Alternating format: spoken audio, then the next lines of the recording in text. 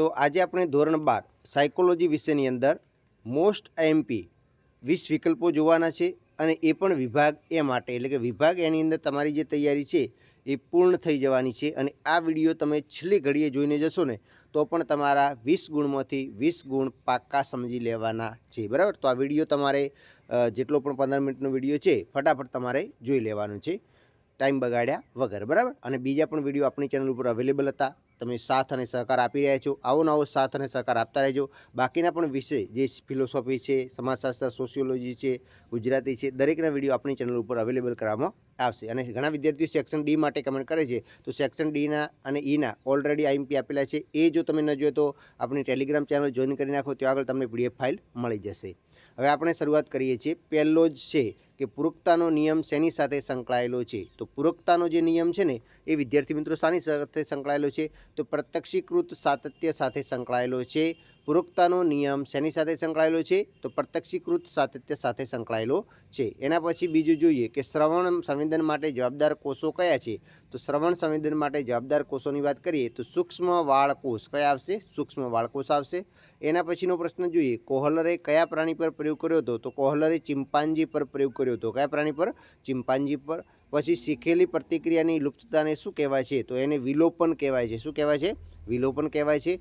પછી મનોદુર્બળતા ધરાવતી વ્યક્તિનો બુદ્ધિઆંક કેટલો હોય છે? તો 70થી નીચે હોય। કેટલો હોય? 70થી નીચે હોય છે।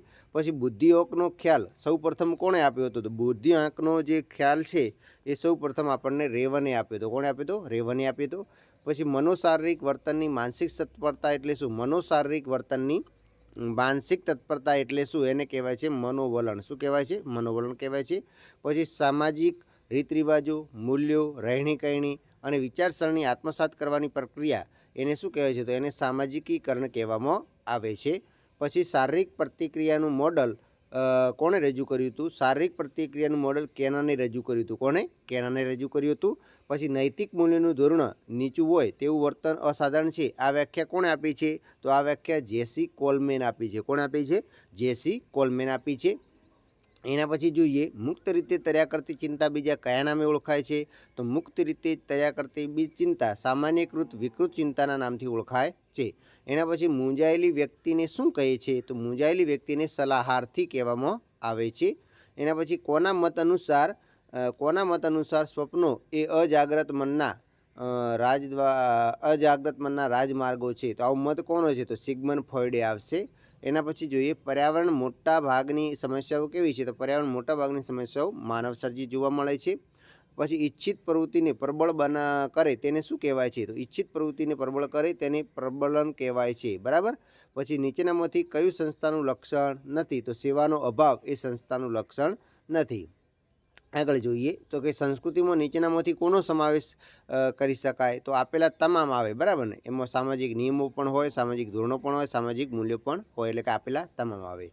હવે આપણે વારંવાર પૂછેલા જે પ્રશ્નો છે એ ફટાફટ આપણે MCQ જોઈ નાખીએ એટલે તમારી તૈયારી પરફેક્ટ થઈ જાય। તો કે ધ્યાનની જનની તરીકે કોને ઓળખવામાં આવે છે? તો રસને ધ્યાનની જનની તરીકે ઓળખવામાં આવે છે। ત્વચા દ્વારા કેટલા પ્રકારના સંવેદનો અનુભવાય છે? તો ત્વચા દ્વારા 4 પ્રકારના સંવેદનો અનુભવાય છે। પછી માનસિક વય ગણતી વખતે કસોટીના દરેક સાચા ઉત્તર દીઠ કેટલા માસની માનસિક વય ગણાય છે? તો 2 માસની ગણાય છે। એના પછી જોઈએ, પ્રતિભા સંપન્ન બાળકોનો બુદ્ધિઆંક કેટલો હોય છે? તો 130થી વધુ હોય છે। મનોવલણો જન્મજાત નહીં પરંતુ કેવા છે? તો મનોવલણો સંપાદિત છે, જન્મજાત હોતા નથી। પછી માનવીના મનમાં રૂઢ થયેલા ખોટા ખ્યાલોને શું કહેવાય છે? તો કે પૂર્વગ્રહ કહેવામાં આવે છે। પછી એક ઉદ્દીપકને મળતા આવતા બીજા ઉદ્દીપકને સમજવું એને શું કહેવાય છે? ઉદ્દીપક સામાન્યીકરણ કહેવાય છે। પછી થોર્નડોઇકના બિલાડી પરના પ્રયોગમાં બિલાડીને કેટલા પ્રયત્ને શિક્ષણ મળ્યું હતું? તો 24 પ્રયત્ને શિક્ષણ મળ્યું હતું। પછી માનવજાતને ભારતની અપ્રિતમ ભેટ કઈ છે? તો કે ધ્યાન અને યોગ એ વિશ્વને આપેલી અપ્રિતમ ભેટ છે। આંતરિક સહજ રડવું પ્રતિક્રિયા છે, બરાબર। આંતરિક સહજ પ્રતિક્રિયા કઈ છે? તો કે રડવું એ પ્રતિક્રિયા છે। હિમશિલાનું ઉદાહરણ કયા ખ્યાલ સાથે સંબંધિત છે? તો ચેતન અચેતન મન સાથે સંબંધિત છે। પછી આંતરરાષ્ટ્રીય સ્તરે માનસિક લક્ષણોનું વર્ગીકરણ કઈ સંસ્થા કરે છે? તો WHO કરે છે। પછી સલાહ પ્રક્રિયાના સોપાનો કયા મનોવૈજ્ઞાનિકે આપ્યા છે? બ્રોમર અને સોસ્ટ્રોમ આપ્યા છે। મહર્ષિ મહેશ યોગી દ્વારા કયા ધ્યાનનો પ્રચાર કરવામાં આવ્યો હતો? તો ભાવાતીત ધ્યાન। કયું ધ્યાન આવશે? ભાવાતીત ધ્યાન આવશે। પછી સંઘની ભાવના શેમાં વધારે જોવા મળે છે? તો ગીચતામાં વધારે જોવા મળે છે। પછી રેફ્રિજરેટરમાં કયા વાયુનો ઉપયોગ થાય છે? તો CFC ક્લોરોફ્લોરોકાર્બનનો ઉપયોગ થાય છે. પછી 2 અથવા 2 થી વધુ વ્યક્તિઓના મોઢામોઢની વાતચીત એટલે શું? તો તેને મુલાકાત કહેવામાં આવે છે. પછી જે સાધન દ્વારા વિજ્ઞાપનોનો ફેલાવો થાય તેને શું કહેવાય છે? તો તેને માધ્યમ કહેવામાં આવે છે. મનોવિજ્ઞાનની એક શાખાને વિધાયક મનોવિજ્ઞાન એવું નામ કોણે આપેલું છે? તો માર્ટિન સેલિગ્મેને આપેલું છે. પછી બિનશાબ્દિક સંકેતો પારખવામાં કોણ વધુ કુશળ હોય છે? તો સ્ત્રીઓ વધુ કુશળ હોય છે. પછી કયા વૈજ્ઞાનિકના મતે ધ્યાન એટલે પસંદગીયુક્ત ઉદ્દીપક પર માનસિક કેન્દ્રીકરણ કરવું? તો જેમ્સ ડ્રેવર આવશે. પછી નીચેનામાંથી કયો મનોવૈજ્ઞાનિકને તબીબી નોબેલ પારિતોષિક મળેલું છે? તો પાવલોવ આવશે. કોણ આવશે? પાવલોવ આવશે. પછી કયા પ્રકારના શિક્ષણમાં પ્રાણી પ્રતિક્રિયા કરે તો જ ખોરાક મળે છે? તો કારક અભિસંધાન. એના પછી જોઈએ આયોજન જેવી બાબતો બોધાત્મક પ્રક્રિયાના મગજનો કયો ભાગ જવાબદાર છે? તો અગ્રખંડ. કયો ખંડ? અગ્રખંડ આવશે. પછી બુદ્ધિના 3 પ્રકારો કોણે દર્શાવ્યા છે? સ્ટર્નબર્ગે દર્શાવેલા છે.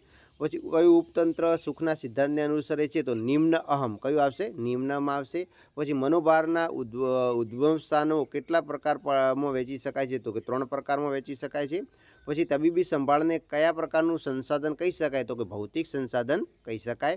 પછી મુક્ત સાહચર્ય પદ્ધતિ કોણે વિકસાવી છે? તો સિગમન્ડ ફ્રોઈડે વિકસાવી છે. પછી યોગનો સંપૂર્ણ મનોવૈજ્ઞાનિક પ્રક્રિયા છે કઈ છે? તો કે પ્રત્યારે યોગની સંપૂર્ણ મનોવૈજ્ઞાનિક પ્રક્રિયા છે. પછી કયા મનોવૈજ્ઞાનિક પર્યાવરણ અને ભૌગોલિક પર્યાવરણને જુદા પાડે છે? તો કર્ટ લેવિન આવશે. પછી રેફ્રિજરેટરમાં કયો વાયુ વપરાય છે? તો ક્લોરોફ્લોરોકાર્બન વપરાય છે. જેમાં ઉપરી વ્યવસ્થાપન દ્વારા જ બધા નિર્ણયો લેવામાં આવતા હોય તો એમની નીચેના લોકોનું પાલન કરવું હોય તેને શું કહેવાય? તેને કેન્દ્રીયકરણ થયેલું કહેવાય છે. પછી 2 કે 2 વધુ વ્યક્તિત્વ મુલાકાત કહેવાય છે. આગળ આવી ગયું છે. નીચેનામાંથી કયું નિષેધક ભાવ દર્શાવતું વિશેષણ છે? તો શર્મિંદાપણું એ નિષેધક ભાવ દર્શાવતું વિશેષણ છે. પછી નીચેનામાંથી કયો અનુભવ વિધાયક વ્યક્તિલક્ષી અનુભવ નથી? તો હતાશાય વિધાયક વ્યક્તિલક્ષી અનુભવ નથી. પછી કયા મનોવૈજ્ઞાનિકે ગંધના 6 પ્રકાર બતાવ્યા છે? તો હેનિંગે. કયા મનોવૈજ્ઞાનિકે? હેનિંગે. પછી થોર્નડોઈ કે બિલાડી પરના પ્રયોગમાં બિલાડીને કેટલા પ્રયત્ને શિક્ષણ મળ્યું હતું? તો 24 પ્રયત્ને શિક્ષણ મળ્યું હતું. પછી બુદ્ધિ અંગેનો ત્રિપરિમાણાત્મક સિદ્ધાંત કોણે આપેલું છે? ગિલબર્ટે આપેલું છે. પછી રેવનની બુદ્ધિ કસોટી કઈ સાલમાં? તો 1936. પછી વિવિધ વ્યક્તિ વસ્તુ પરિસ્થિતિ કે બના પરથી જે ખ્યાલો બંધાય તેને શું કહેવામાં આવે છે? તેને કહેવામાં આવે છે મનોવલણ કહેવામાં આવે છે. માનવીના વિચાર, વાણી, વર્તન અને રીતભાત પર વધુ અસર કરતું પરિબળ કયું છે? તો કે સમૂહ માધ્યમ છે. અજ્ઞાત કે અભાનપણે અહમને ટકાવી રાખવાની પ્રવૃત્તિને શું કહેવાય છે? તેને બચાવ પ્રવૃત્તિ કહેવામાં આવે છે.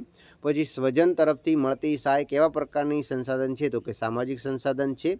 પછી મહર્ષિ મહેશ યોગી દ્વારા કયા ધ્યાનનો? તો કે ભાવાતીત ધ્યાનનો પ્રચાર કર્યો. પછી કયા પ્રકારના મનોભારની સ્થિતિમાં વ્યક્તિનું પ્રત્યક્ષીકરણ મર્યાદિત બને છે? તો આ આપેલી તમામ વળવી, મધ્યમ અને તીવ્ર. કયા મનોવૈજ્ઞાનિકે પર્યાવરણના અભિગમને 5 તંત્રના ખ્યાલ સાથે સમજાવ્યું છે? બ્રોન ફ્રેન બેનરે સમજાવ્યું છે. પછી DSM-Vનું વર્ગીકરણ કયા વર્ષે થયું હતું? તો વર્ષ 2013માં થયું હતું. હવામાં કાર્બન ડાયોક્સાઇડ છૂટવાના પ્રમાણે ઓછું કરવા શું કરવું જોઈએ? તો વૃક્ષો ઉછેરવા જોઈએ. પછી અસરકારક સલાહના લક્ષણો નીચેનામાંથી કોણે દર્શાવ્યા છે? તો પટરસને દર્શાવેલા છે. પછી કઈ સંરચનાને સપાટ સંરચના કહેવાય છે? તો સરળ સંરચનાને સપાટ સંરચના કહેવાય છે.